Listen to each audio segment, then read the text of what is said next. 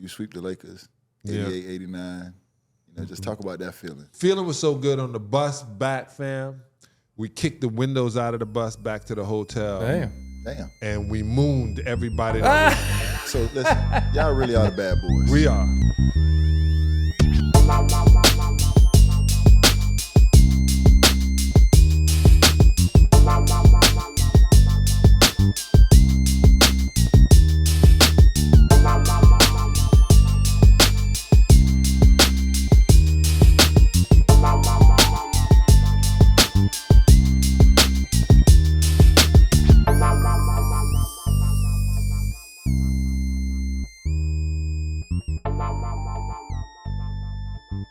Welcome back to the OGs, the Playmaker original presented by DraftKings. 15-year NBA vet. Goddamn, 4-time NBA champ. Four of them things. That's a lot of championships Four over of here, them fella. things. A lot of them up here. You got last. You got two, right? I got two. Yeah, he I'm only got on two. last. He only got two. We He got got 4, four. 3, Four. 2. Yeah. I'm probably the only one up here and get drafted. I mean, you know, I am. Ain't no probably. I am. And it's the first time we had an OG that's older than both of us. We got on OG. the OGs. I know. I'm A real 46. OG. Nah, yeah, it's up there. He called us out on it too, by the way. Yeah, he did. He said Why we you got do us fake like ass that? Because you names. stole He us said, y'all fake got ass fake OG. He Why said, you do y'all us like fake ass OGs. I was like, man, I should have had that name. Me and Frank Bukowski was going. We were putting together a podcast. Shout out to Frank. Like you know, we don't have white guys from America that can play as well. Not very many. Not many. Frank, man. I was just going to say, what was the name of? I think it was called Back to Back or something like that. We were thinking of all kind of things. He said, well, let's call it OGs. I said, man, I already got one. Yeah, we still I had it See? way before I could Well, you think know of what? it. Everything for sale. Everything is for sale now. You got some money. I know you got some money, OG. We Everything should for be sale. OG squared. That's what we should be. OG squared and shit. Hey, get our lawyer on the line. You ain't lying. Get them dialed up. Hey, perfect time, by the way, before we sir. jump into all this stuff, but perfect time to talk about eras of basketball. It's the topic of conversation right now. Mm-hmm. You played through long period eras. He played. We all had that run, right? So talk about some of the stuff, the narrative that's out there right now, 70s, 80s, 90s, 2000s, basketball. We just talked about before we got on here, how basketball's changed. You were just at a game. Talk about the eras and players now, if you don't mind. I would say in the 70s. So I had a new show coming out, but I wait till they give me the okay. But I had a young cat on who told me, and he was right, the best, and this another kid had told me, the best player he's ever seen was Kobe Bryant. I said, how old are you? He said, 16. You're right. The best player, this other guy said, the best center is Joker. He's 24. You right. were right. That's You're right. 100% right, because you haven't seen or experienced. The NBA decided they were not going to show any video from 1974 down, or 1978, 1974 down. I keep sending this kid pictures of Wilt Chamberlain constantly. Wilt Chamberlain ran a 4.5 40, right? 7.2. Wait, OG. Yeah. Wait a fucking minute. He ran a what, 40? 4.5 40. Okay, it's proof. So he Has that been documented? Yeah, he was tracked. That's first. like NFL's. He was high That's jump like track. DK Metcalf. Like He was high jump track. He was high jump track. Yeah, 4.5? 4.5 I don't know about at that, but- 7.3. So imagine he can run this fast, jump, high jump, shot put. Arnold Schwarzenegger talking about he's the strongest man he's ever seen in his life. For real. Yeah. And that makes sense why he 1,000 women. No doubt. Yeah, 20,000. 20,000. Motherfuckers all animals. Man, my God. 7'2", run a 4.5, high jump, He can go 7 from one feet. to the next one to the God, next he one. the strongest person. Yeah, Arnold, Not the regular Joe. Arnold Schwarzenegger say he the strongest. Yeah. He got to be an animal. So we have that. Then we have like, okay, you got to take this into consideration. It was a hell of a lot of racism. Mm-hmm. We couldn't get a cab now in 2025, and they take cabs to the game. There's a picture of Wilt Chamberlain, Clyde Frazier on the train going to a Knicks game. I asked Phil Jackson, because, we used to take cabs together to get to the game. They played in Chuck Taylor's. and they got paid 25 cents. You better have up your feet would be playing them Chuck Taylors now. God, that's why when you see him walking now, they flopping. Man. Kevin McHale, I love him. That's my dude. Coached me in Minnesota, and the way he was walking, I was like, I can't imagine that. Everything's fused together. Everything. Phil used to sit on that high ass chair. Yeah. He's sitting up and just everything just looked uncomfortable. Yeah, when it's time to get up, they call timeout. He'd be like, hey, help me out. another timeout. So you had guys who, they had to deal or play in that era. Then in the 80s, it was, I'm watching Dow Dawkins with big rope chains and dunking and all that kind of stuff. But then came the era I came in, like MJ came out in 84, and that's when David Stern became the commissioner. And he said that, Michael, you and I are going to change the world. So part of the reason he's the Messiah and they don't talk about anybody else is because that's part of he is the greatest I played against. But there were some bad people that came before, but they will never get that shine. And then you got the Shaquille came, that I was playing here in Miami when we had to play against Shaquille. And Ronnie Cycli obviously got the flu the day of the game. He said obviously got the flu. Yeah, obviously got the flu. Obviously got the flu. It was called the Shakita flu. Shakita flu. He got the flu, that kind of things. And Shaq, if Shaq realized how dominant he was when he was young. Oh, he was so good. Oh, man. My God, this dude. And I was just looking at him like, and I'm doing all kind of thumb grabs and pinches and kicking his ankle. And he's like, little man, get away from me, that kind of. But if he knew, so Shaq came in and that was a whole new change. Yeah, we ain't never seen it like that before. But now, I have never, I went to a Clipper game. My man, shout out to Tyler and B. Shaw, but B. Shaw was coaching. Yes.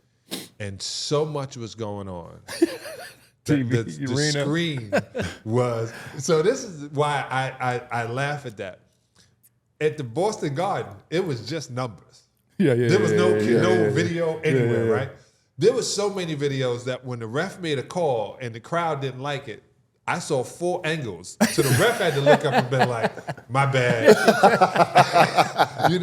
And it was, and you can't yell at the ref there. They do not play that. They want to make it a referee-friendly place. Really? Yeah. The fans can't yell at the refs? Not the way, if you're doing it wrong. They get you up out of there, huh? Yeah, because I was with the CEO and she was like, we want home court advantage. Mm-hmm. We don't want you destroying our home court advantage. Yes. Okay. She's brilliant.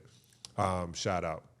But then I was watching, and I mean, you would have been Luka, right? Because you can shoot it, you can handle it, and your defense was absent a lot. That's the nicest way of putting it. Yeah, he said absent a lot. Sometimes you were resting on defense. Letting your feet stay still while people were zipping by. That was the nicest way I've ever heard someone say it. That was actually great. On defense. But then with a lot. A lot. He take a charge though. I would. Yeah. He can take a charge. I would. Yeah, when if he was in his 2-9. I loved your game. Yeah, thank you. But you right now, you got to come down. I saw for the Celtics. Porzingis. Yeah. About to shoot. Now he's 7'1". Yeah. He's 3 feet from the basket. And he kicked it out. And he threw it. Yeah. I swear I said, oh, man. Oh, man. I'm so selfish. I would have let that thing go. I would have let it go. I would have let it go. I would have said, nah, man, sorry about the 2. I got it. This 1, these 2 is right here. I can't get that 3. But that mentality of analytics, I was coaching in Puerto Rico, and shout out to my man Philip Wheeler. He got finally they got one of my players, Philadelphia. Great kid, 22 years old, shoot it, jump, but he's a defender as well. Mm-hmm. And I was trying to get these guys. I said, if anybody's 3 feet off you, shoot the 3. But they're so fundamental in Puerto Rico like it used to be here. That old basketball is played in Puerto Rico. Okay. The way we used to play it, that's the way they play it there. Cheating refs, paying off people, that kind of stuff. type of yeah, and running a play. And I kept saying, hey, if you got a 3, shoot the 3. Yeah.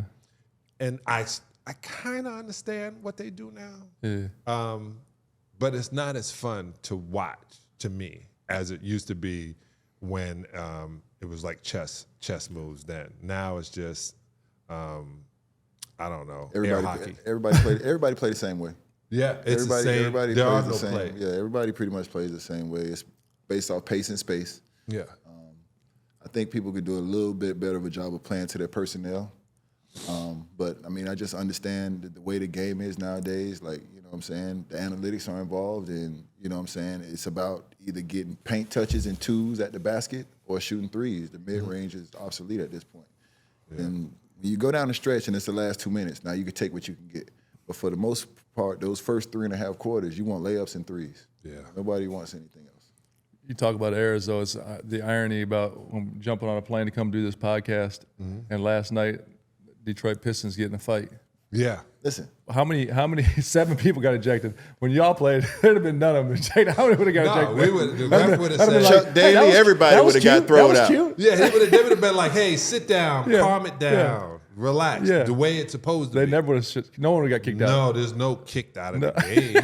Like, people didn't come Did you see what happened? They pop it up real quick. I saw. Here it is right here. Yeah. That's not it. I saw the fight start, and I saw, it was Nas Reed and... It was Nas Reed and Ron Hollins. Yeah, Ron Hollins. Mistaken. And DiVincenzo got involved. Here it is right here.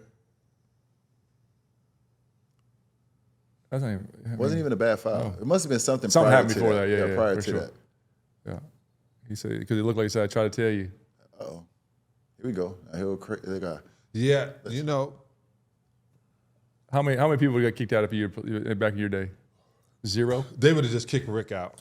Even if Rick wasn't in the fight, they would have kicked Rick out. Rick Mahorn would have been kicked out. Listen, when I used to play against Detroit, and it was I'm a guy who I don't speak to the other team. I'm old school. I ain't really shaking hands before the game and all that. We could talk afterwards, but we got a job to do.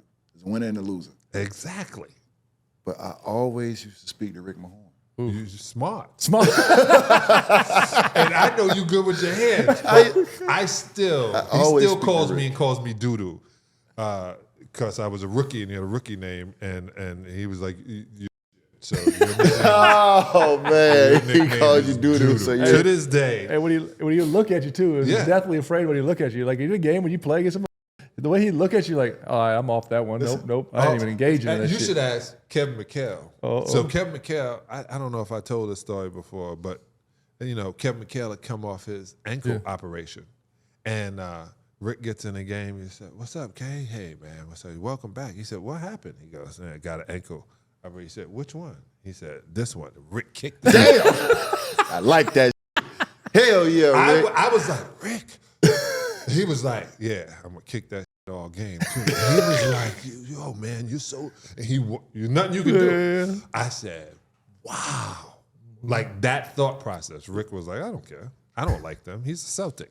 He's this mentality." He said, See, I ain't that bad. No. I just came a little bit late. I probably should have been in that era. Yes, but I ain't that bad. No. You and Draymond. You'd enjoy that more. I love that kind of. You'd enjoy that. Rasheed Wallace. All of y'all. Oh, Sheed was. All of y'all are throwbacks. Listen, just talk about that locker room.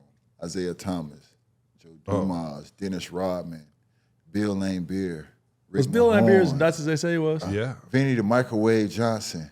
I just talked about that locker room. I mean, people. I don't know if y'all get enough credit. Maybe y'all do, but y'all get enough credit for being the bad boys. But just the talent on that team. Most gangster name ever. Chuck Daly, like y'all was like, we giving out flowers today.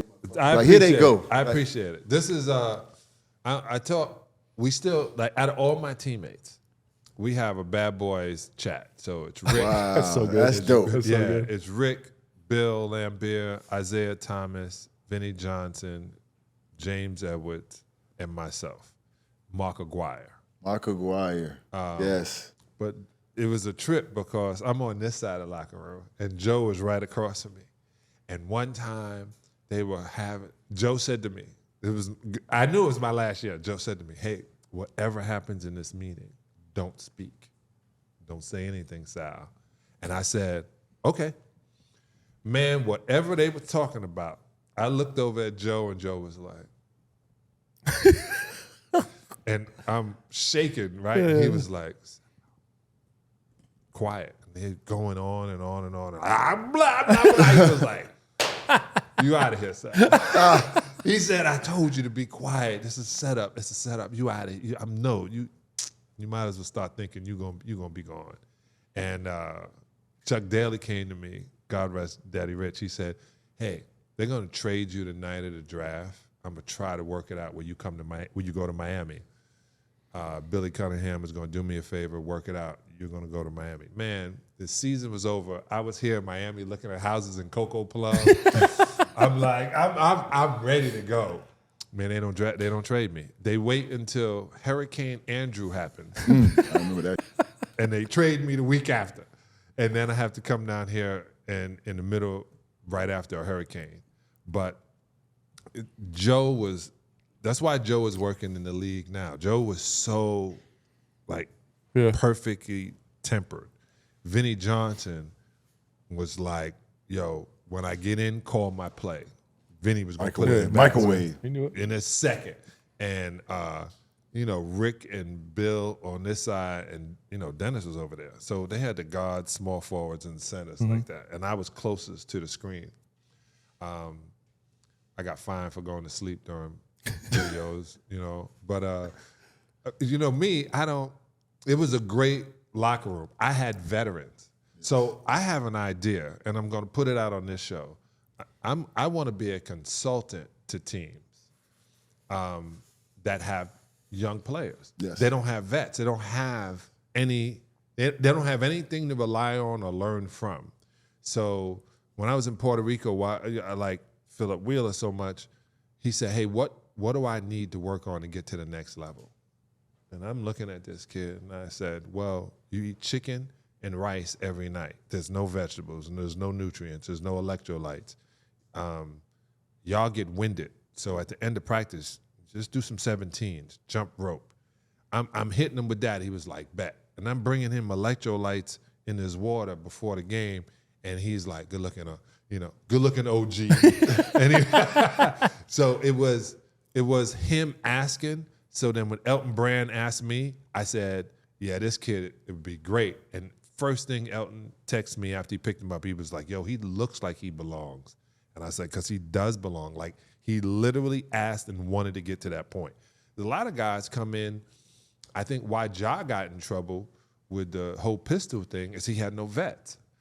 Adrian Dantley would not have allowed me, like Adrian Dantley used to hand me a book.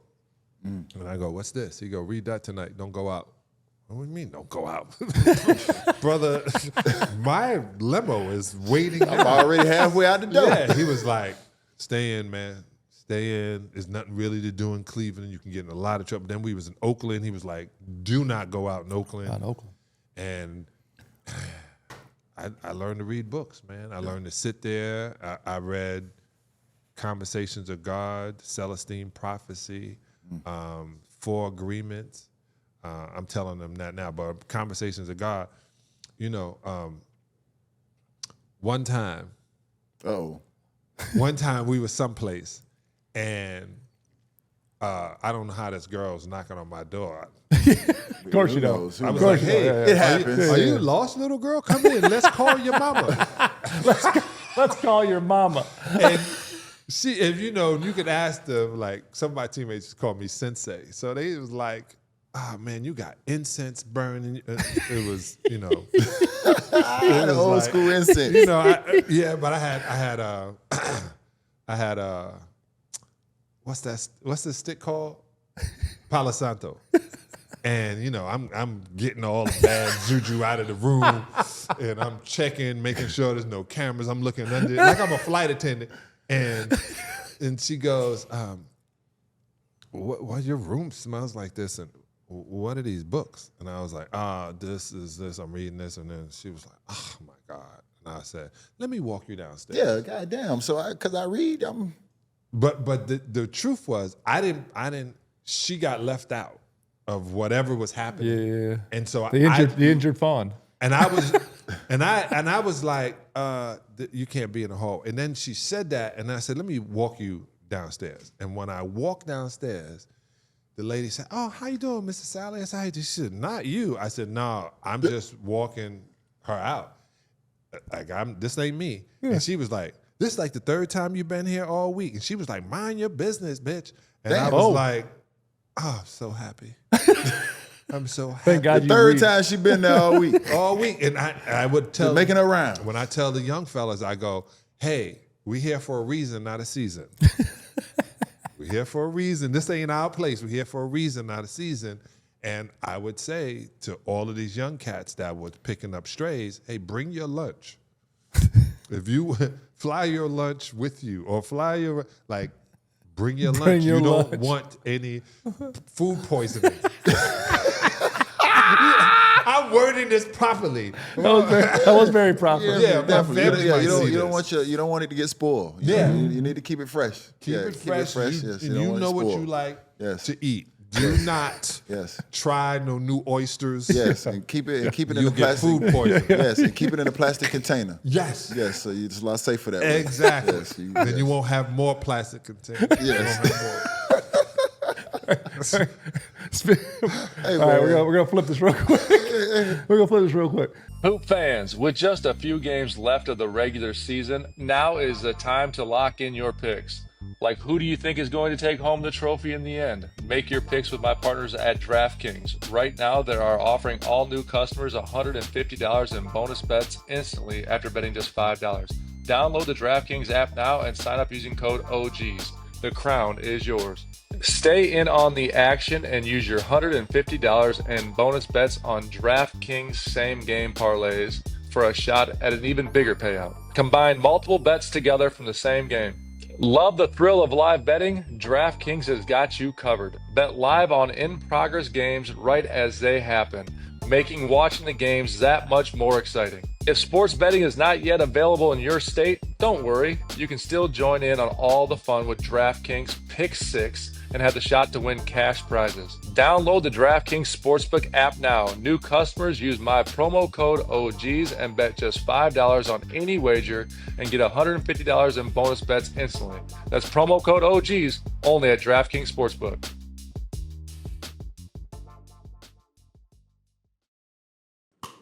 Fellas, I'm talking to y'all one more time. Nobody likes to wait. None of us. I can't stand being in traffic. I can't stand waiting for my coffee. I hate waiting to get off work. So why would I make my woman wait? I don't even wait in line. I get out and leave. Can you imagine if my woman was waiting on me and she walked out the house and left? So don't make her wait. Stay ready so you ain't got to get ready. Have that roast box in your pocket, have it in your glove compartment, have it in your wallet, wherever you need it. But boy, you need to stay hard.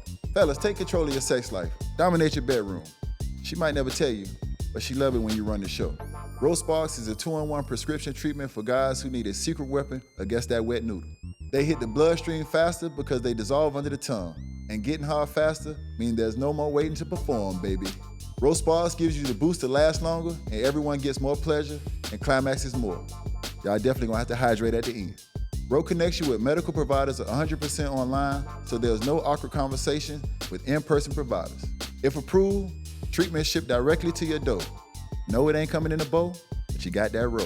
If prescribed, new sexual health patients get $15 off your first order of Sparks on a recurring plan.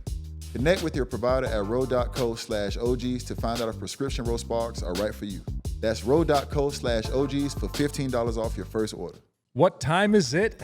Game time. My favorite stretch of basketball season is here, the playoff push. Nothing like sitting in some courtside seats watching your favorite player ball out. I was just scrolling through the app And wow, there are some incredible Memphis games coming up. What I like about the Game Time app is their killer last-minute deals, and their all-in pricing with no surprise fees at checkout. You get a seat view of the arena before you buy, and your purchase is covered by the most flexible customer service policy in the ticketing industry. So for all of you who love this time of the year with playoffs just around the corner, Game Time's last-minute deals can save you up to 60% off the ticket price. They also have flash deals and zone deals where you can save even more by letting Game Time choose the best seats in your selected section. Just download the Game Time app, create an account, and use code OGs for $20 off your first purchase.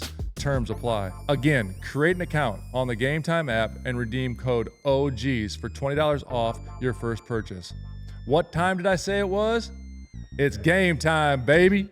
Speaking of big events, the Masters is right around the corner. If you're looking to get in on the action, make sure you head over to DraftKings and sign up using code OGs. To play daily fantasy sports on DraftKings, download the DraftKings DFS app. I'm about to do a pick six on Masters. So is my boy UD. The idea is to draft 6 players under a salary cap of $50,000. UD, you've never done anything under $50,000 in your entire life. But whoever gets the most fantasy points wins. It's that simple. Let's pick our 6. Coach, you won last time in the golf, man. It kind of hurt my feelings a little bit because you never swung a golf club in your life. I have swung a golf course. I just forgot what club I was a member at. That's all. I just forgot where I was a member. The man doesn't even know he's a golf member at wins the. My first pick is Brooks Koepka. Brooks Koepka, that's a great pick. I'm going with you on that one. I know that's a great pick. I'm going with that one. I know. You ain't got to tell me. I'm going Bryson DeChambeau. Okay. I'm going back with Rory. I'm this is why I got to wonder if I can stay on the cap. Because I know Rory's going to be expensive. I know. So you're like the Dodgers. You're like the Dodgers. You go way over. I'm going. See the Dodgers record, though. Yes. The history speaks for itself. I'm going Scottie Scheffler. There's no way I'm sitting on the cap. No chance. So I got Scottie, Brooks, Bryson. I'm going to go Bubba. Ooh, you're definitely standing on the cap now. Give me Bubba. That was a good one. Yeah. I'm going Colin Morikawa. I get under the cap a little bit. So I've got Brooke. I've got Rory. I've got Bubba. This now it's getting a little. I'm gonna go Ludwig Adberg. I'm going Ludwig too. I like it. I like it. I like the old Ludwig. I watched the golf show on Netflix. I like the Ludwig. Some of these names are starting to come familiar to me. All right, so I got my 5. I'm Bryson, Scheffler, Brooks, Ludwig, and Colin Morikawa. Oh, I got 6. Gosh, so dang. My 5 is. I'm used to a basketball team. My 5 is Rory. Yeah, but you gotta get one more. We got Bubba, 6. Brooks, Ludwig, Rory, Bubba, Brooks, Ludwig. I thought I had 4. I have 5. So you went first? Yep. So my number 5. Oh my gosh. I'm gonna go old school Phil. I like that. Yeah, Phil. I'm going with my homie.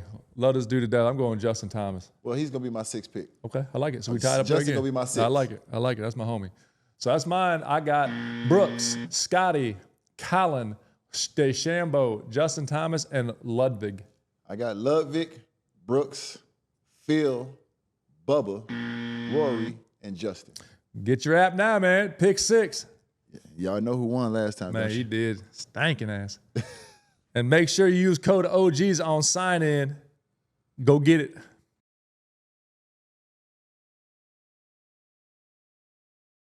Talk about the Bad Boys though. Was that when you see Bad Boys, was those players, was that something that was made up of them? Is that who they were as players, or did the team and the culture kind of make them that way? No, because they were just all tough. But they drafted that way. The real bad boys were the Celtics. The real bad boys were thugs. Ooh. The Celtics had guys that would hit you, and you didn't even know if they was on the team or not. Like Greg. That's the first time I heard that the real bad boys. Yeah. Well, James Worthy even said like you saw what they did to head. They would take you and hit you. I mean, I remember Maurice Lucas, man, tried to break my wrist and said, I will break your wrists and your fingers. Don't touch me anymore. And, I'm playing defense, and I went like this, and I swear I almost lost my hand. I pulled it back. He said, I'm going to break it. I'm thinking, why would you break my wrist over a basketball game? So they were all tough, but they gave us this thing like they're bad. Yeah. And so, Bill Lambert and Isaiah was like, if they're going to call us bad boys, we'd rather be like the Raiders. Yeah, let's take on that moniker. And we took that on, and it was we were tough, and we understand it was every play. We didn't take a play off. Every play mattered. Because before you would score, you get the ball out, and they come down, they look at the coach, and they run a play. And then we would have to remember what that play was, right? Now, if the fastest, you don't have time to think. It's almost like a baseball game. Like the pitchers don't have time to figure out a batter. You know, it was every play we were thought of. And then we got the great Isaiah Thomas, man, who, I say it, man, he was great. Yes. I played with some greats. I'm not going to get away, but he's 6 foot. And he was giving them numbers and doing all kinds of too. If he didn't like shout you, out Z. If he didn't tell you, if he didn't like it, if he didn't like you, you were going to hear from it. But like, and we knew our jobs. Everyone did their job. So I scored in college, and when I got there, Chuck Daly said, "I need you to block shots, rebound, and play defense. I don't know if I can get you any shots. If you get an offensive rebound, put it back in the basket. It's your shot." So Dennis realized that we missed more than we scored. So he got every rebound. Damn sure did. Every rebound. I was like, man, let me get at least one, Dennis. Every rebound. He was like, they're going to miss. He said, that's just the average. These guys are shooting 30%. And I was like, got it. So everybody had a job, and when you knew your job and you did it well, we won. Now, that was the mentality of the bad boys. So where did the Jordan rules come from? Where did that come from? Who initiated that? Ronnie. Don't you say Ronnie Rothstein. Ronnie Rothstein. Don't you say Ronnie Rothstein. I'm Don't saying you it 'cause say I'm Ronnie here. Rothstein. Ronnie Rothstein. Not Ronnie Rothstein, that coach for the Miami Heat that's doing the TV right now. Ronnie Rothstein. Not the nicest guy I know. Yeah, you think Ronnie's the night. Ronnie will bite your head off. Not the nice old man. Ronnie, No, don't you dare. Ronnie used to, right as I got drafted to Detroit, he was going to take the job in Detroit. He had me in the gym, and he would show me things and mention things. He was like, this is going to be a quick move. You get the ball right here, you want to be able to throw it off this part of the back. But Ronnie knew every single thing. But his idea was, we're pushing them baseline. We're not letting people go to the middle. And he goes, you push your guy baseline because that's a defender, the backside, and then you slide your feet. And then it's easier to have the big man catch you over there. Yes. His idea, and he gonna say it's not true. It's his idea. When Michael goes left, he's not going to pass the ball. When Michael goes right, he's not going to pass the ball. He said, but the mentality was when he gets in and this was me just remember, when he gets into the middle, put him on his back, right? Like, don't be afraid to use your body, because most guys were trying to time MJ's jump. They get their dunked on. Dunked on, some spit from his tongue go by your face. Yeah, you got to get him on his thought of going up. You got to be there, body to Mike, and then he just got stronger and mentally stronger, and there was no stopping him. Best ever. Best in our era. I used to say the best in the '90s. But you played against Bird too now. Ooh, yes, why I said. Hey, talk to me about that. You played against Bird too now. That was my daddy's favorite player. I love Larry Bird. My daddy's favorite player was Larry Bird. So I tell everybody the best player is named Magic Larry Bird Johnson. But he would literally get in. Like Isaiah told a story. He was like, he said, "You put this white dude on me?" He goes, "You're going to offend me like that?" Like, and we'd be like, "What? Like, what happened?" He was like him. Like, he's the blackest white dude you want to see. They can get you a taxi, but then they get in the car and speak like you, and the taxi driver's like, "I was snubbed." You need friends like that. You need friends those. like that. You need those. But Larry was, when I watch it, and the difference between Larry and Luka, because somebody tried to tell me that, is Larry played defense. Larry played defense, and Larry was so smart and he never missed. I've never seen him miss. Yeah, Larry top five all definitely seen time. that miss for sure. But he ain't stopped shooting. No, he ain't stopped. He ain't gonna stop. He gonna keep No, shooting. he ain't shot. Listen, every time I think he out of bullets, he pull out another clip. He said, I thought he was done. I'm a shooter. Shoot. Yeah. But I'm going to say Larry Bird was one of my, I thought I was going to be a Celtic. Red Auerbach had been dealing with me since I was a sophomore in college. Len Bias too. Me, Lenny, Mark Brown, we would go up to Boston and be in this basketball camp. It just had us playing against other vets. And because he was like, let me get these guys ready. And he told me he was going to draft me, but he took Lenny. And really smart move. And God bless Lenny. But Larry, I thought I was going to be Larry's teammate. And I walked in, man, and everything was iced at the end of the game. And that's what I mean by veterans.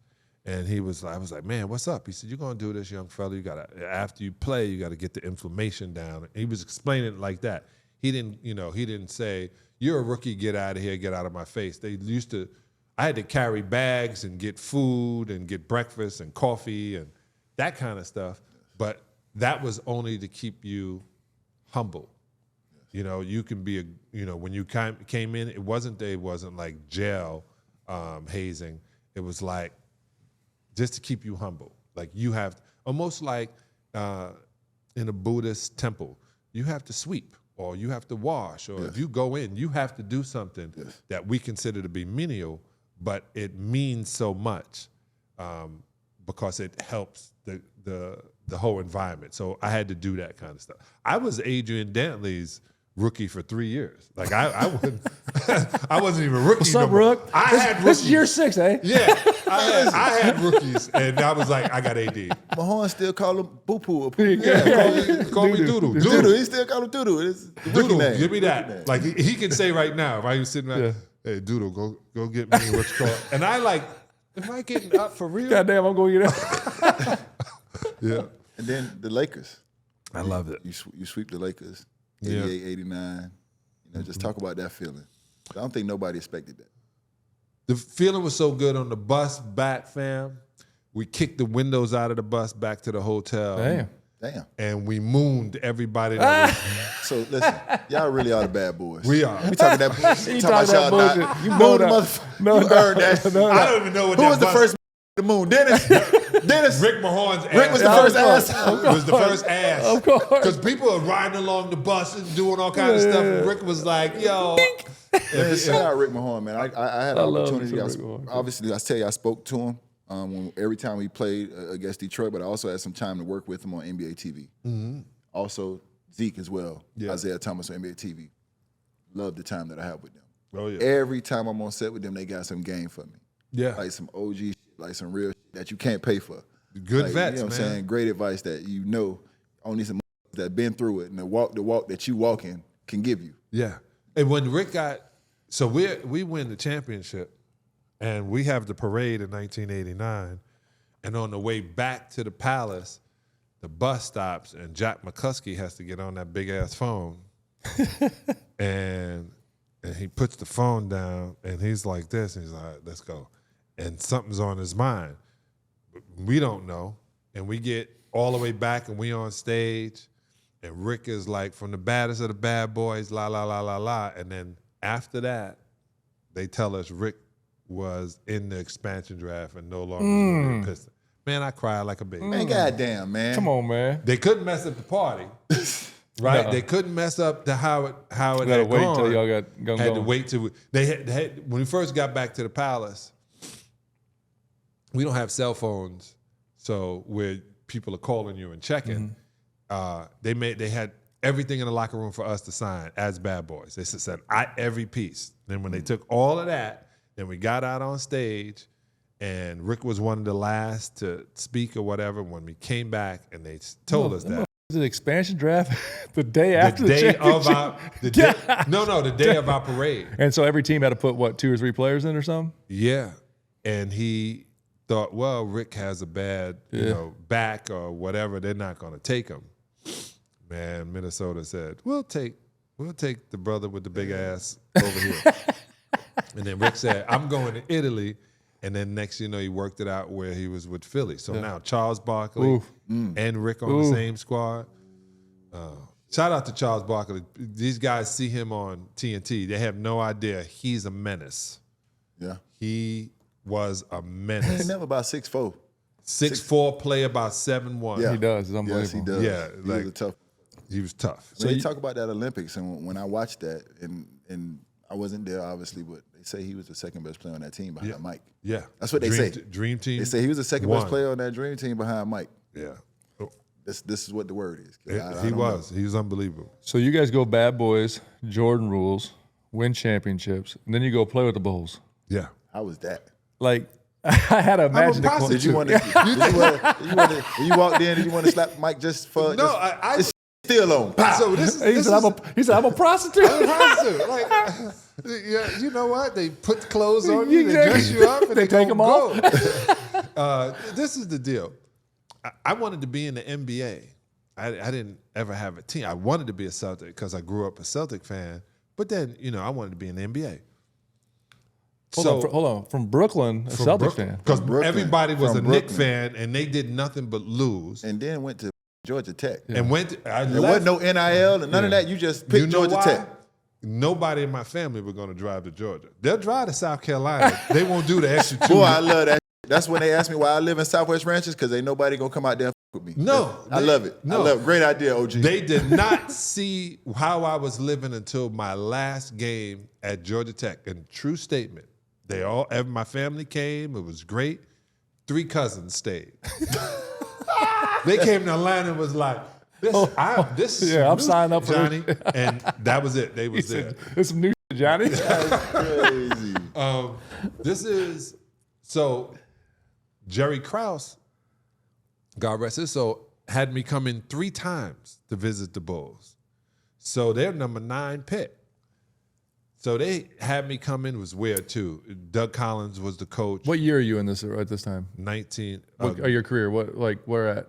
Oh, you mean when? No, I'm he talking said he about came in right this- as I was okay. coming. Oh, This coming out is he the came year. in okay, visiting okay, after the okay, draft. okay. And they took Brad Sellers. So in my Yeah. brain, I'm going to destroy Yeah, Brad whoever Sellers. I Yeah. play against as a Celtic. I'm going to destroy whoever's at me as a Bull. So I'm playing for different reasons Yeah. because, Motivation's now. I have a chip on my shoulder. I have Chip will make you a monster. Yeah, it sure man, will. my shoulder's so big now because I was holding so many chips. I feel you, OG. And then when it came down to it, Jerry called me. I was leaving Toronto, a bad situation. I love Toronto, but the team was a bad situation for me. And he said, "We're thinking about bringing you on a 10-day." I was like, "Oh, you might as well give me a whole contract." And he was like, "What do you mean?" I said, "Bro, I'm going to make it past the 10 days. Yeah, if you give me 10 days, you might as well write the contract. You might as well write the contract." And he was like, "What do you mean?" I said, I know who the fuck I am. I That's know what I mean. MJ is going to say put me on. Yeah. I know Scottie is going to have me on. And then Phil Jackson. So when I got there, I said, "I know the offense." And he was like, "What do you think you know?" And we had tapes. I bought them VHS tapes of us and how we're going to defend the triangle. So by the fact that I watched it so much, once they told me all the rest, and then I sat with Tex winners all the time. Tex autographed the book to me because I like the offense so much. And I always said, if anybody were to put that offense in right now, they would win a championship. And they would Really? like, how do you say I think it? the triangle, Phil Jackson has the triangle, 11 the of them. triangle I know, still yeah. work. You're right. Yeah. Because there was a version of it with the Warriors. Can I ask you something real quick? Yeah. So triangle offense, and he kind of said this earlier. Like coaching is personnel driven as well. So any personnel can play a triangle. Yeah. And you don't have to be. So this is defense to us. You with the ball, me and the basket. Yep. If you score, Yep. with me being in this position, I still play good defense. I still it's when you get behind me is the problem. And when you throw the ball into the post, everybody has something to do. So no matter if you're fast or slow, you know what you need to do, and it's space and shooting the ball from these spots. He said, "Phil got 11 of them." Yeah, he got You think it 11. worked? You think it worked? Yeah, he got 11 he got of 'em. what 6 into Chicago, they got a lot of them five guys. in a lot of them with the Lakers. He said the triangle worked. Phil got 11 of them. Yeah, bitches. Got 11 and did not change the offense. And they said, "Well, we had Michael Jordan." The year he didn't have Michael Jordan, they should have won. Yeah. Yes, Yeah. So it's true. for the year and a half. So when you got there, Yeah. You and Mike had to go out to lunch, clean some shit up. Because I remember when me and Jermaine O'Neal, we used to bump heads all the time. And then we traded for J.O. And Rouse called me in the office, and we called J.O. in the office and said, all right, y'all clean these this. shenanigans. Right now, y'all clean this shit up. Whatever the it is y'all got going on, clean it up. No, because And he walked out and left me and J.O. at the fucking office. Yeah, he left us in the fucking office. And we sat there for about 2-3 minutes. Ain't none of us want to say to That's each some other. real rile too, by the way. And after a while, we was like, all right, we gonna play together. We gotta talk this shit. That was just competitive alpha shit. We ain't had nothing personal against each other, but you just know, just keep bumping heads every time. You and MJ, Rod, any y'all had to clean some shit up? No, so we frat brothers, Omega Psi Phi Incorporated. Okay, and, okay. QSI. And Rue. And the deal was Killer, you can't do that. he You can see, do I ain't one. do it. I can do one. You can do one. You see, I ain't do it. They don't said play that Rue. by fraternities. I said I'm with one room. He ain't got one rule, he get two rules. But I was always MJ's man anyway. So, you know, I'm like you. Before the game, you know, I'm like this. And then during the game, I'm trying to kill you. And after the game, I want to, hey, where we going? And he was like, we're not going anywhere. You work with him.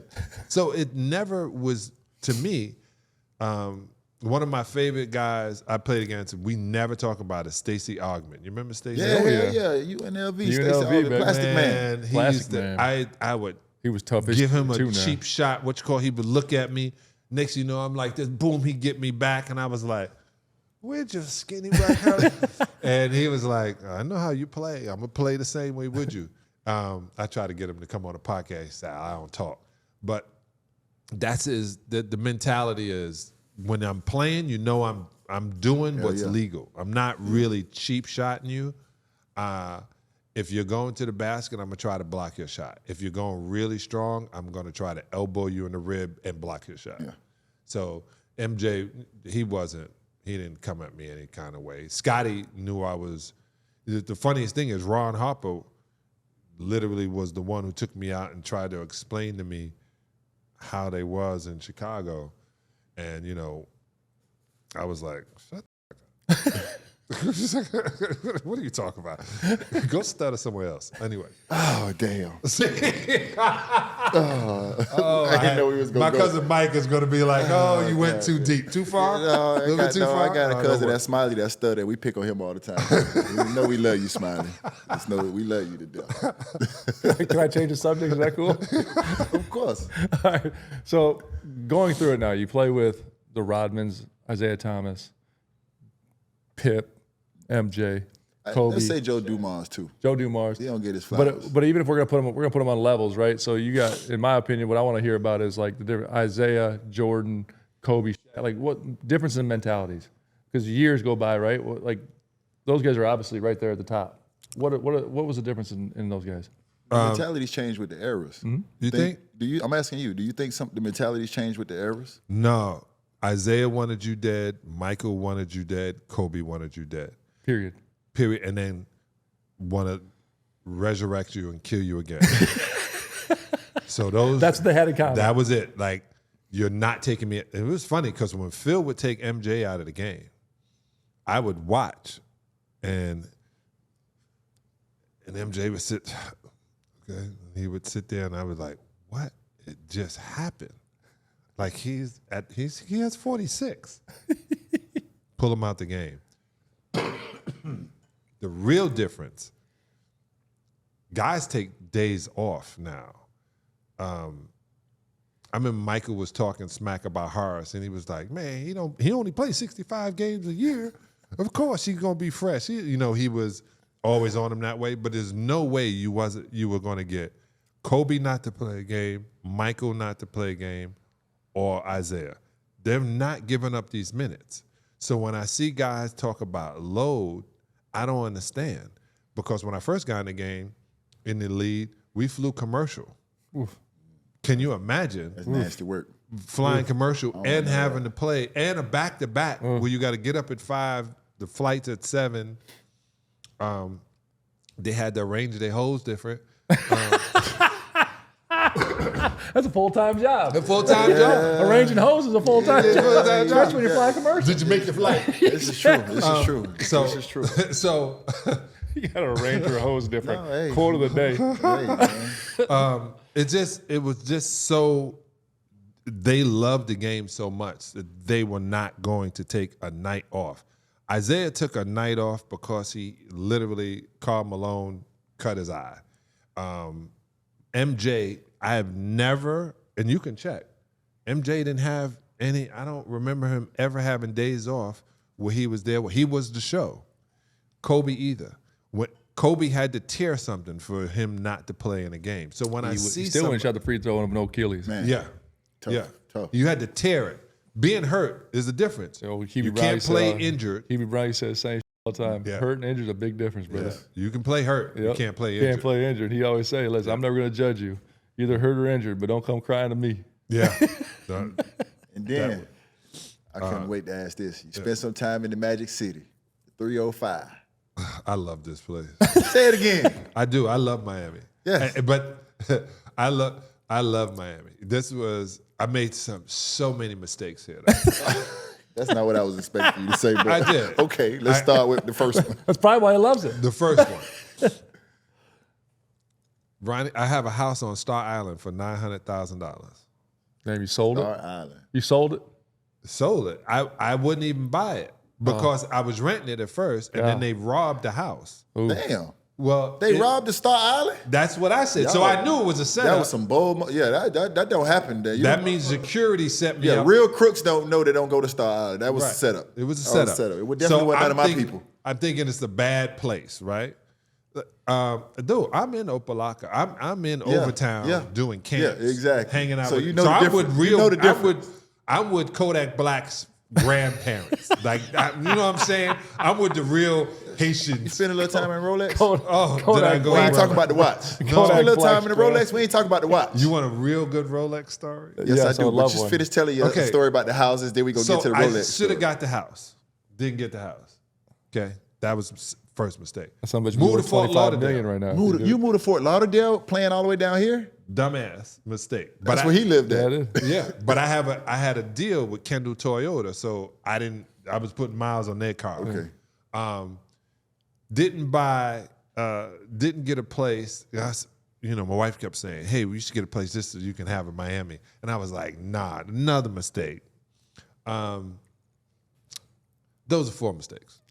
Those are 4 mistakes that I should have always had a place in Florida, in Miami, because I love Miami. Just yesterday, I'm in Miami, and I'm like, man, I love this play. And then the mini hurricane hit yesterday. Don't do us like that, OG. Dude. And as soon as I saw it, the flooding, I took my shoes off. I know exactly what to do. I know where the highlands are. And I'm laughing because people are afraid, and I'm going, no, go on this side of the street. Forget that the cop is over there. Go on this side of the street because you don't want to get caught in the flood.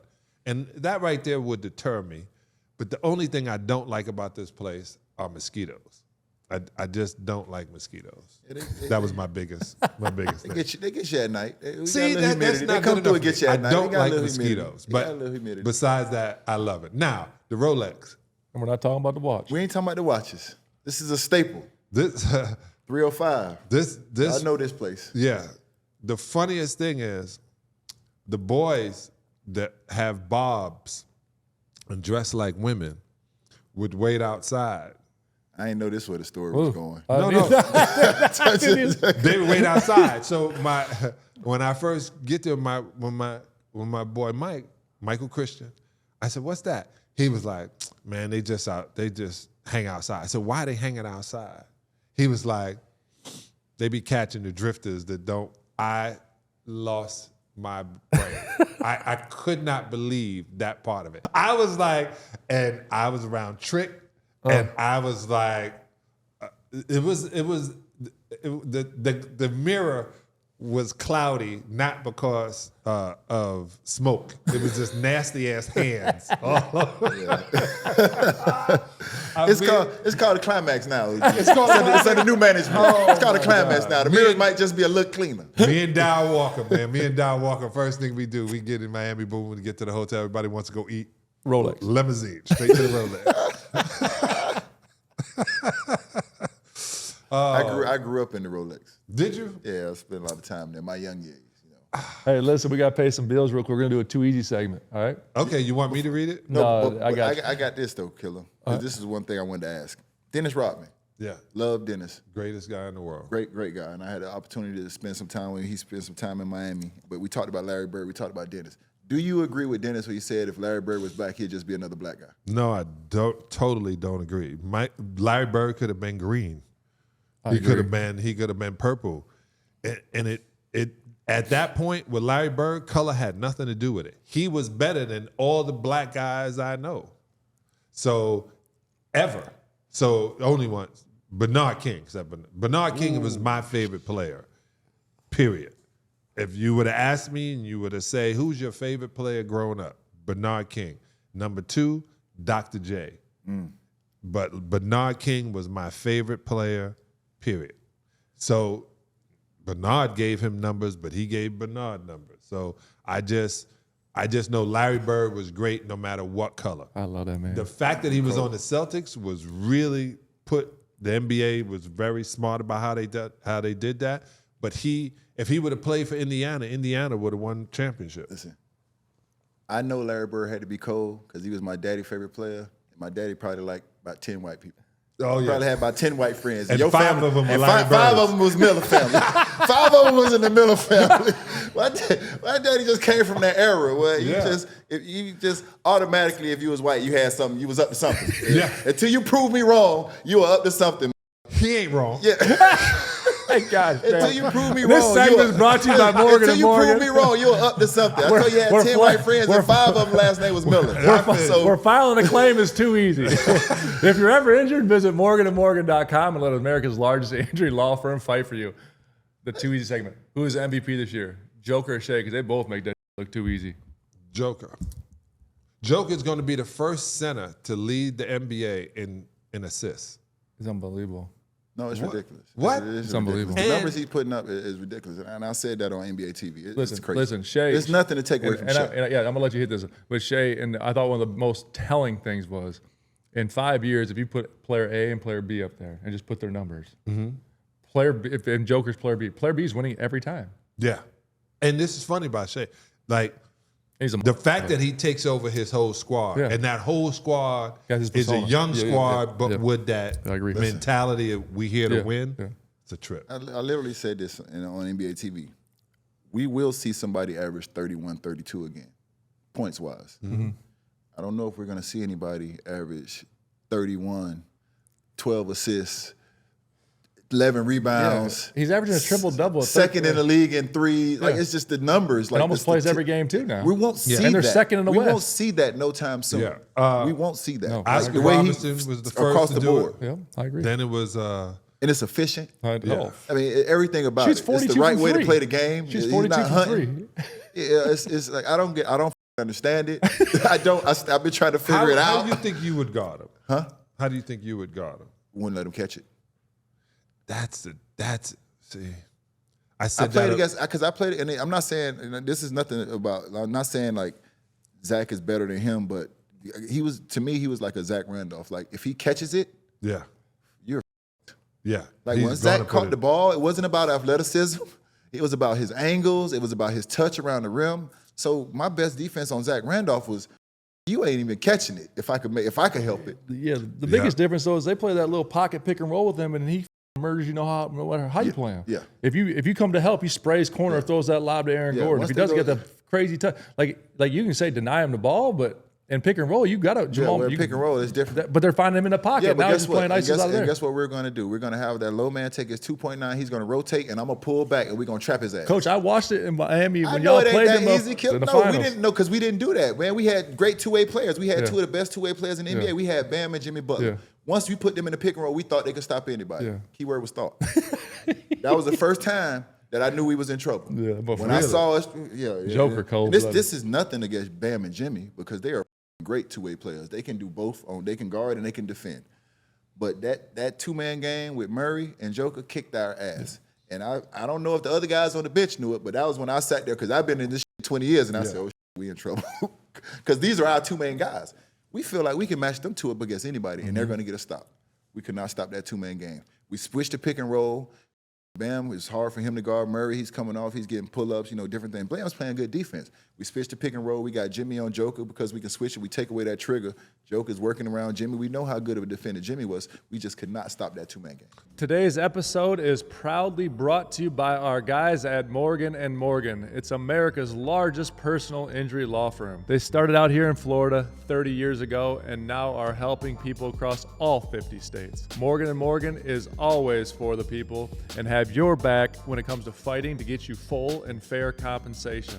As athletes, we have faced our fair share of injuries. That's why we know how difficult it is to get back out there after an injury. The team and the support behind you matter. And submitting an injury claim with Morgan & Morgan is free and easy. It just takes 8 clicks or less from the comfort of your own couch to get started. If you're ever injured, you can check out Morgan & Morgan. Their fee is free unless they win. For more information, go to forthepeople.com/theOGs or dial pound law. That's pound 529 from your cell phone. That's forthepeople.com/theOGs or pound law, pound 529 from your cell phone. This, my friends, is a paid advertisement. So Phil Jackson did not like some of the tactics I had. He did, and I know he did. What was your tactic? Murray would have got hit really hard on the wrist, right? It would have been hard to do this. He could have done this. It would have been hard to do this. There's something No, else. something wrong. Because I dislocated my finger. Something wrong with y'all. I dislocated my finger in the Eastern Conference Finals against Detroit. Hey, they always say, damn, hey, OG, don't do it. I dislocated my finger in the Eastern Conference Finals. And I swear to God, Rasheed Wallace and Ben Wallace, Antonio McDyess, I swear to God, they hit my hand every chance they could. By the way, those three I together. swear to God, they hit my hand every chance they could. I would too. Hey, those three together though. They hit my hand every chance they could, bro. Ben Wallace, I was in so much pain in that series. Like, they hit my finger every chance they could. I would have too. Hey, But I would stop you. Part of the deal is, like you said, when you're playing defense, it's funny, is the defending and there's playing defense. But if I'm looking and I'm seeing that you're constantly adjusting something or I'm hitting it. Because it obviously is on your mind. Everybody in Detroit's a bunch of assholes. Because I tried to play. I tried to play without getting medicine. I didn't want to shoot it up. I didn't want anything. After them slapped my hand for 4 quarters, I told the doctor next week, shoot this shit up. You got to shoot me. You got to shoot it up. They slapped my hand Everybody in Detroit a bunch of assholes. Their PA announcer was an asshole. I remember when we first started there, and that was back when they were it was Rip and Ben and Sheets. Yeah. And it was like, welcome to the Palace of Auburn Hills to watch some of the world's greatest athletes. But first, your Memphis Grizzlies. I was like, hold up. So I'm going to get ridiculed by this and then get beat up down there. I was like, man, you Detroit are That's crazy. right, my boy Mason. Yeah, he was so good. You know what they say? He goes, you can't do that. That's cheating. I said, But I will say, I spent a little time off 8 Mile, though. Some nice spots off 8 Mile. So some nice spots off 8 Mile. Yeah. But the thing about Detroit is you can't just be out there. You got to know people in Detroit to be out in Detroit. Detroit ain't the place where you just call a cab and be like, yeah, I'm just going to have a drink. Because y'all motherfuckers hang you by your toenails in Detroit. You got to know people out there. There's Awesome ballerinas all up and down 8 Mile. Y'all call them. But the ballerinas are You wouldn't know nothing about this, killer. But on 8 Mile Road, it ain't rappers. It ain't all like Eminem say. It ain't outside rapping and tapping. As soon as you get to the east side of Woodward, you shouldn't be on the east side of Woodward. That's another thing. You should stay on the west side or out in the suburbs. As soon as you get on the east side, now you got a situation. Now you're doing an Eminem 8 Mile situation. I used to be on the east side a little bit. Yeah, because you gangster. I just know people. You know people that know people. I know people that will get you. Get me this. You know, it's funny. I only carried a gun in Detroit like it was no thing, right? Yeah. And then Scottie got busted with his guns in Chicago. And everybody was like, "Oh my God, he had guns!" And he's in Chicago. There was a guy called Al Capone. That was on that side. Yeah. He's in the Chicago. Original Scarface. When I get here, they were like, "You need a license for that," and I was like, "All right, okay." And so I get a concealed weapons license here in Florida. And I'm like, I feel so safe. Then I see players getting in trouble with guns, and I kept saying, how are they getting in trouble with guns? No vets. They didn't have anybody tell them what to do. And I just admitted that I carry a gun on your show. Where's your vet at right now? You got your license. But I got a badge. You got your license. OG squared. You don't need it. Hey, hit him with this one, UD. Tommy John? Mm-hmm. Oh, and now let's get to our MVP teammate segment. Presented by Tommy John. Top 5 favorite teammates, why they are your favorite, or starting 5 using only your teammates. I wear Tommy John underwear. Really? Mm-hmm. You like the little couture pouch in the front? I call it a ball bra. A ball bra. Ball bra, because listen, I call it the print thing. The print thing? Yeah, because that thing make that print stick out. Oh. Yeah, it make that print stick out. So you put on the right pair of pants and it ball up. Hold on, let me pull it out. It ball. I gotta wrap it around. Yeah. You wear the right, then you look like you're working with something. It's optical illusion. I like Tommy John. All right, my favorite teammates. So this is different. Yes. Okay. Ralph Lewis. Damn OG now. I don't even know who that is. I Ralph don't want to say it, but who was that? Right. Ralph, no disrespect. So we should do team. So but I want your top 5. That's Ralph respect. Lewis. Ralph Lewis. But you got to explain who that is. Chuck Nevitt. I know Chuck. I don't know Ralph. Glenn Rice. Glenn. Cold blood. OG. Mm-hmm. Brian Shaw. Okay. Knock your block off. Another OG. What other team was I on? I'm gonna go. I got to get more than that. So there's Tracy Murray. Tracy Murray. He's AC Earl. Too now. AC Earl. I know these names. Mm-hmm. Tracy Murray was a tough. Hell yeah. Randy Brown and Chicago Bulls. Randy Brown. Know that name. Judd. Judd Bushler. Judd Bushler. Judd Bushler. I played with Judd Bushler. I remember Judd Bushler. I remember Judd. You played with Judd Bushler? Yeah, in Orlando. Really? Yeah. Judd Bushler. You would never think he is who he is, Judd Bushler. Yeah, he's a good guy. Yeah, he's the best. Steve Kerr and Matt Geiger here. Matt Geiger took my spot here.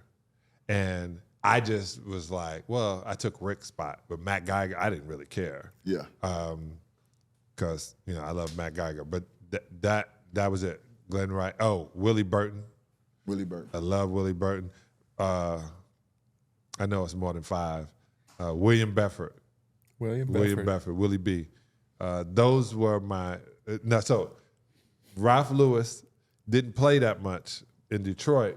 He's a coach now, but he was my road dog. And then Chuck Nevitt was 7'5", went to NC State. God damn. Funny as hell. We would just teammates that we get around, and I wasn't a clique guy. I don't have a clique. Yeah. So that was that.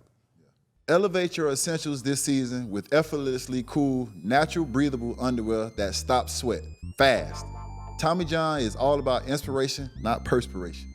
Inspiration can come from anywhere, especially when you're feeling confident. With Tommy John, your boy is always comfortable, always confident, and always inspired to be the best. You know, when I'm in the arena watching my team play, I gotta be cool, I gotta be comfortable, I gotta be confident. It's already an uptight, emotional situation. Gotta let my balls breathe just a little bit.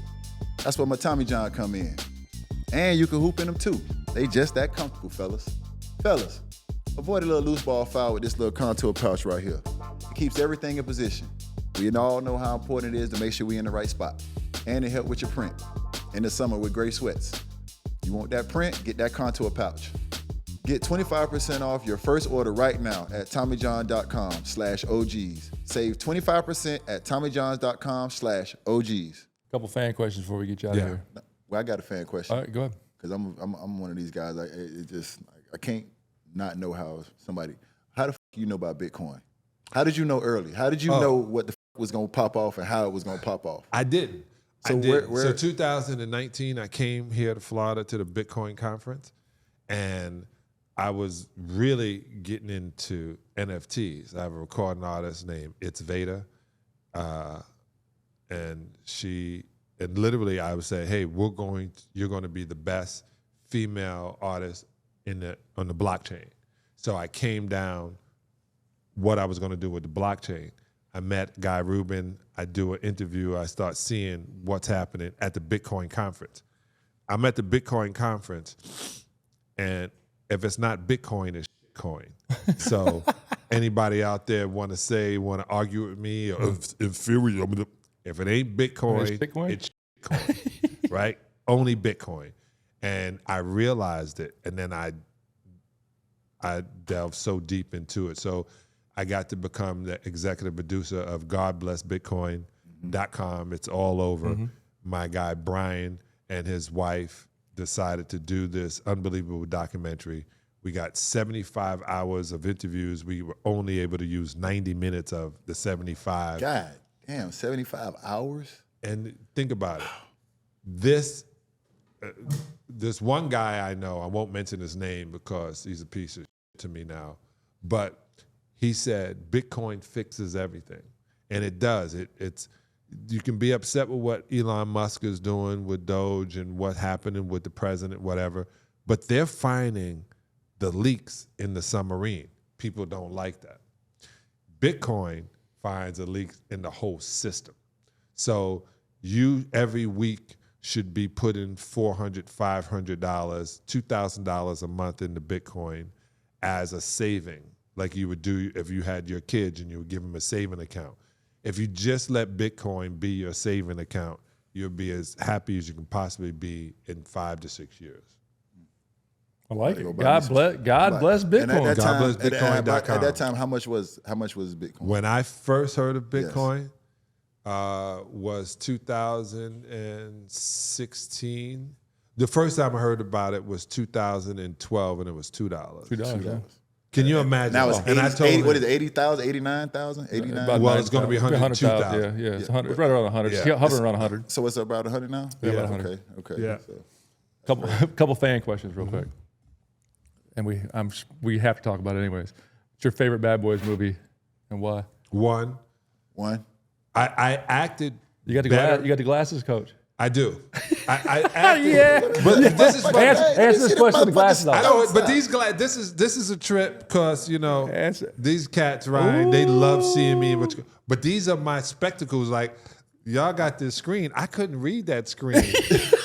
Now I can read. What about? But these, you know what I'm saying? They're fashionable. They really are readers. I am above 50. One of my favorite lines on the movie is when Martin look up his bottom line. I will knock you the out. My father's too. My father was so happy at that. My father was so happy. I was like, I can't curse in the movie. My father loved the whole line. I was like, ain't that some shit? I should have said something. That was hilarious. Yeah, at least an outtake or something. Yeah, it was the best because Martin was really mad at me. He was legitimately mad at me because a week before, he introduced me to his fiance. She was fine. And I said, oh my God, she's fine. Y'all got a prenup? Damn! OG, you can't play like that. OG, you can't play it. You can't play. I was dead ass. Listen, but you got to understand. Short already got a problem with us. I already know. They already think we could take their woman because we tall. You can't play like that with short people. They take it personally. I found that out. Yeah, they're civilians. They don't understand. So he's walking me upstairs. Man, I can't believe you did that, man. You like embarrassed me in front of everybody. I said, I didn't embarrass you. Sinbad said it to me when he met me. He was like, oh my God, she's fine. Y'all got a prenup? Martin then came to me and said, hey, his security knocks on my door. I live 5 doors from him, and he ain't talking to me. Martin wants you up at the house. He was like, hey man, you're looking around. He said, I'm just here until I finish building my house. He said, I want to say thank you. I said, what? He only had to give up $1 million. He signed a prenup. Oh, because he had to say, because she was like, I don't want your friends thinking I'm around you for your money, blah, blah, blah, blah. I was saving you, saving both of them. It's so smart. they can. It really is a smart thing to do. He said, maybe not smart to say, but smart thing to do. He said, damn, she fine as hell. You got a prenup? Yeah, she fine as hell. Prenup. Well, when it came from Sinbad to you, that's a comedian. Sinbad to me. He's a comedian. I know, but it's a little different coming from he wasn't joking. A 6'10" basketball player that's a millionaire. And I'm how tall is Martin? 5'10", 5. That's a little different. On a good day. Yeah. He still got the greatest show of all time. Of all time. Timeless. He was pissed, and then when he got into it, he was still pissed. So when he did that, he would knock you out for real. Great actors was using what you have to get what they want on screen. Well, OG, I'm gonna be honest with you. Anybody could have played that role. They ain't have to be a great actor if you're gonna tell him you got somebody. Oh, yeah, any man would have been mad at your ass to whip your ass back there. It could have been me or Mike. We can play this shit. Whip your ass, man. Stop playing with us. Seriously, they were writing it as they were going. That was the blessing to me. I only had to react to them. And where did the acting come from? Was that always wanted to do as a kid? Yeah, man. I watched TV. My mother was raised a Jehovah's Witness. Didn't really? want me doing anything. And then when I'm watching TV, she goes, "Get out the devil's eyeball." And I used to be like, "I'm gonna be in the devil's eyeball." You think I said I'm gonna figure out how to get in this thing, and I wanted to act. And then Spike Lee is my guy all the way from college. Yeah, and he didn't even put me in a basketball movie. I was like, you did a basketball movie, and didn't put me in. And he was like, I don't like directing my friends. But just to that point, I would go to all the sets. I would see it. You know what the cool thing about acting is? You're playing a character. You're not yourself. You do not have to be cool as John Salley, that 4-time NBA champion. No, I'm a character. So when I get to play a character, I did DAG, which was a show called David Alan Grier, but he played number 2 Secret Service to the president's wife. And I got to be in there and do and I was totally not myself. I was totally tripping. I was totally on the other side. Yeah. And that's what you get to do. You get to make the character up the way you want to see it and portray it, and the camera's rolling. That's good. Make believe. A few of your best stories, and was MJ really that good? I mean, come on. Yes, MJ was really that good. Better than he has a chip on his shoulder too. I even said it to James Worthy. I said, "Can you believe Skinny Michael is the Messiah?" Like, like James Worthy would even say, "Yeah, like who thought he was going to turn into that?" We didn't see that. We didn't see him turning into what he is right now. I didn't, and I still talk smack to him, and I still would be like. One time I knocked him down. He gets up. He said, "Man, we ain't cool, man. You know what I'm saying? You one of them." I said, "Bro, I always been one of them." Like, I'm not on your team. I'm one of them. Like, I wear red, white, and blue. Like, I love you, but I'm one of them. Difference. He said he wanted to kill you, resurrect you, and kill you again. Yeah. Do you think, and this is just a personal question because I'm a fan of everything they've been able to accomplish as teammates, think him and Scottie will get back on the same page? Damn. I ain't even get to finish the question. No. You don't think they ever get back on the same page? Never. That shit is over. It was over when it's been over. It was over before the video. Wow. At 2004, I knew it was over. See, as a fan, you watch them play together. You see them have so much success, and you just had this storybook ending in your head. Scottie got new on me too, though. Really? And I thought I was mad cool with Scottie. And yeah, he changed on me too. That's cool though. Yeah. Hey, listen, Prince said it best. I'm not looking to buy no new friends. I got old ones for sale. And that means the OGs are out. I ain't gonna lie, I like that one. That's a great way to end it. That's OG advice. That is a great way to end the show. OG squared advice of the day. Yeah. OG squared. Advice of the day. I wanted to ask you about being a vegan, but I figured we should just cut it right there. I agree. Don't eat dead stuff. Your body is alive and electric, and you can check me out. I go live all the time. My line is called Better, BETTA. Better eating today, tomorrow, always. You're 100% vegan. Oh yeah, but I'm more than vegan now. I'm plant-based.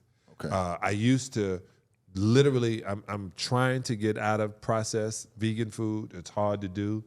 But I just watched yesterday how much my man Kevin Gates said, the rapper. Kevin Gates, the rapper. Said, with Kevin Gates, OG? Yeah. Kevin Gates. He said, the reason I do this is the conversation I had with you in New Orleans. And I was like, really? He was like, yeah, I was just becoming Muslim and I was doing, and then you explained, you got to stop eating dead stuff. The way Dr. Sebi would explain it. And when I started, I'm not saying I'm the only one, but I'm the only one. See how you did that? Professional athlete that has a health and wellness line that is gluten-free, vegan, and no heavy metals. So I'm not putting anything bad in your body. I'm not selling anything to you. You just go on Shop Better Life. Shop Better Life. BETTA. Does beer fit in there? Better, shop So better. it's funny. You can drink beer. Thank God. Right. Otherwise, I'd never make it. Well, you wouldn't. You're not gonna make it anyway. But what's going to happen is you're taking in this yeast, right? So you can have it because there's no animals had to die for the making of it, but you're building mold in your body. That's what beer does. Yeah. Yeah, my body got to be moldy. In It's moldy in mother. But that's it. The mold. I love beer, but I don't drink That it. makes two of us. That's right. I do drink it though. Yeah, I they drink don't- enough for both of us. Yeah, they don't pay me to drink it, so no. Gee, I quite frequently indulge in that gas, so I keep a good appetite. Oh yeah. So is that vegan gonna feel? Well- Is that vegan gonna feel? If you ain't gonna eat the plant, you might as well smoke it. Are you vegan? I am. Yeah, See, I am. I get it in me one way or the other. And you know, I don't smoke. My nose just grow. Yes, it did. I like smoking out of a bong, and my brother says, I don't like it, man. You know, smoking it reminds me of a crack addict. I said, "Do you done crack?" He said, "No." I said, "These two different things." Yeah. And I am cheap, so when you smoke it out of a blunt, you get the tobacco. So I don't do that. I don't with that either. I'd rather just smoke a Padron cigar if I'm gonna get my tobacco. and this is somebody said to me the other day. Dwayne Martin said, "Man, how could you be so healthy and you smoke cigars?" I go to cigar smokes. I don't inhale it. You don't supposed to. Right, you ain't supposed to inhale it. You know, it stays in and it goes back out. But if you were to do a scan on my body and check my lungs, I have the cleanest lungs in the world. Yeah, because I smoke really good weed, my own. It's called Deuces. See, Deuces. you see, Deuces. really good weed. I'm telling you, Really good weed. Exactly. But I'm gonna tell you this about your weed though. If you, in case you can't smoke it, boil it and drink it. Oh, What? Yeah, Yeah, take I've heard your that. nut and put it in some hot water, let it seep, and drink. You will be so high. kill it. You will hear that? be so high. And you can I already keep, got enough problems drinking beer. I stay away from Really? beer. I'm finna try that. I love beer. Me. But you know, they don't beer. I guess that's all right. You just pee a lot. If you, I do in pee case a you lot. That's pee all a I lot. do is piss when I piss drink. too. Yeah. Did you pee at night? I mean, When I you sleep, I do you try wake to get up and go to the bathroom, but yeah. I piss. He's old as a it's gonna You gotta come out work on one way your or pro- other. If gotta you get work to the on your bathroom, prostate, bro. whether you get to the bathroom or not, it's gonna come out. It's whole ass. So It's gonna- hopefully he can make it. Hey, But hey, if not- Mr. Thanks for coming in. OGs and OG squared out. OG Appreciate squared. it. Thank you. Appreciate bro. y'all. Definitely.